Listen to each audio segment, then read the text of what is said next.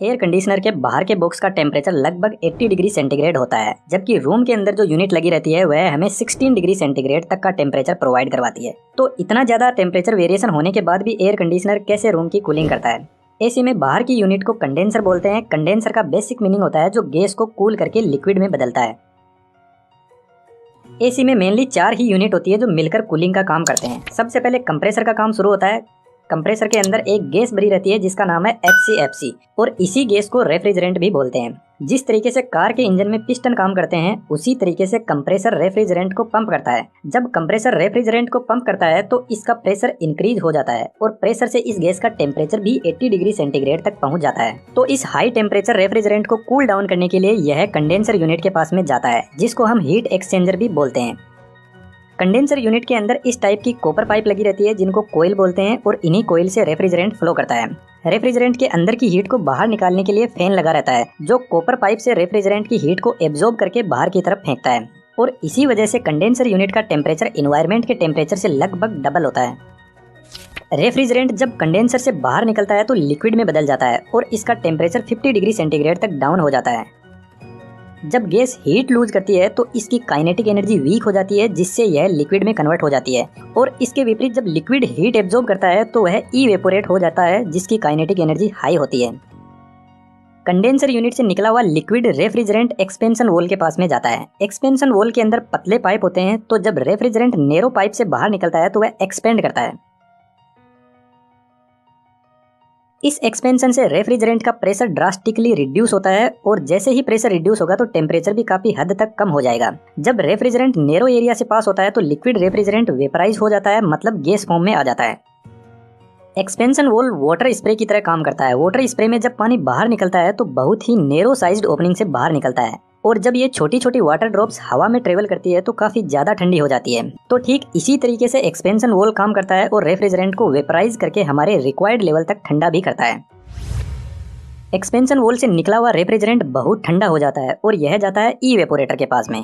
Evaporator AC का ही एक unit होता है जो रूम के अंदर लगा रहता है। इसमें भी एक कोयल लगी रहती है जिसके अंदर रेफ्रिजरेंट फ्लो करता है। इवेपोरेटर की कोयल बहुत ठंडी होती है जो रूम के अंदर की गर्मी को सोख लेती है। कोयल के बीच में एक सिलेंड्रिकल फैन लगा रहता है जो इस कोयल की कूलिंग को रूम के अंदर स्प्रेड करता है।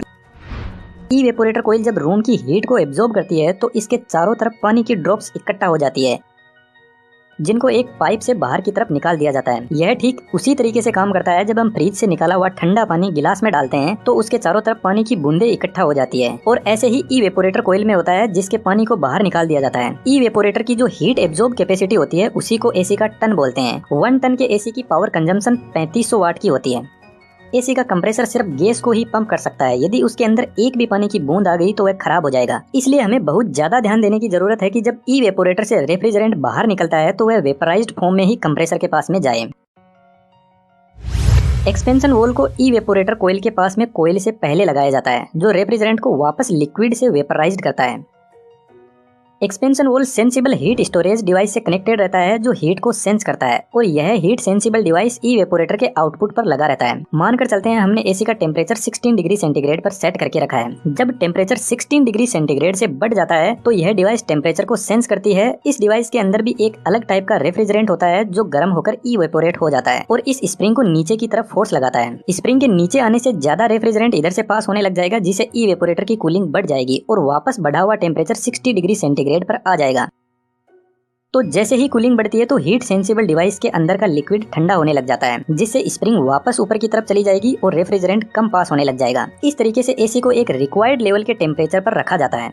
अब आप सोच रहे होंगे कि एक्सपेंशन वॉल ही एसी का टेम्परेचर कम ज्यादा करता है, लेकिन ऐसा नहीं है। एक्सपेंशन वॉल सिर्फ लिक्विड रेफ्रिजरेंट को वेपराइज करता है ताकि कंप्रेसर के अंदर लिक्विड जाने से बचाया जा सके। एसी का टेम्परेचर कंट्रोल कंप्रेसर के पास ही होता है। कंप्रेसर के अंदर capacitor start induction motor use होती है जो रेफ्रिजरेंट को इन कोयल में फ्लो करवाती है। इस टाइप के कंप्रेसर को रिसिप्रोकेटिंग टाइप कंप्रेसर बोलते हैं, लेकिन आज के मॉडर्न टाइम में स्क्रॉल कंप्रेसर काम में लिया जाता है, जिसका दूसरा नाम इन्वर्टर एसी भी है।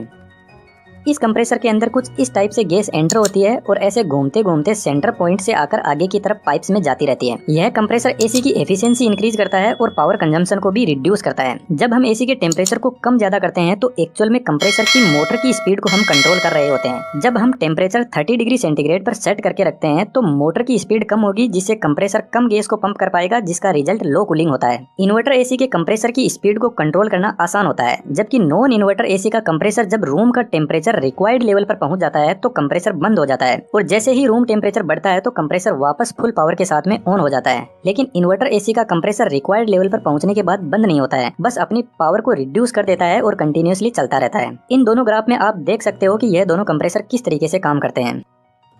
इस वीडियो में बस इतना ही। यदि आपको वीडियो अच्छा लगा तो आप मुझे सपोर्ट कर सकते हो चैनल को सब्सक्राइब करके।